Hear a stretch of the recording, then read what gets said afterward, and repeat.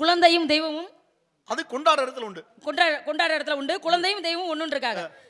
கோயிலுக்கு மாலை ஓட்டா நம்ம ஆளுக தாடி மிஸ் எடுக்க மாட்டேங்கிறாங்க. பொண்டாட்டி மாசமா இருந்தா எடுத்துறாங்களே எப்படி? பொண்டாட்டி மாசமா இருந்தாங்கன்னா தாடி எடுத்து நாடகாரல இருக்குதுல. பொண்டாட்டி மாசமா இருந்தா தாடி அங்கதான் குழந்தை வயித்துக்குள்ள தெய்வம் தானே. குழந்தையும் தெய்வம்ங்கிறது வேற.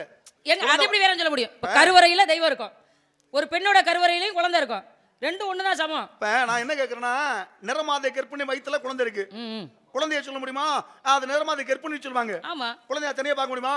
வயித்துக்குள்ள இருக்குதான் தெரியுது இல்ல, அப்புறம் என்ன குழந்தை இருக்குன்றது தெரியும், பார்க்க தான் முடியாது. தெய்வம் இருக்குன்னு தெரியுது, இந்த இடத்துல தெய்வம் இருக்குன்னு இருக்கிறான். சரி, அப்ப குழந்தை பிறந்த பிறகுதான் அது தெய்வமாகுது தவிர. ஆனா நீங்க சொல்றது நியாயம். 10 மாதம் சுமந்து பெற்றெடுக்கின்ற தாய், தாய்க்கு தான் அந்த அருமை தெரியும். அப்படி அதனால அந்த தாய் நாடு தாய்க்கு தான் அந்த அருமை தெரியும். வலிச்சு அந்த குழந்தை பிறந்தா இப்பதான் பிள்ளைகளுக்கு எல்லாம் வலிக்கிறதே. நீங்க நினைக்கிறது அப்படிதான், தாய்க்கு தான் அந்த வலி தெரியும் நினைக்கிறீங்க.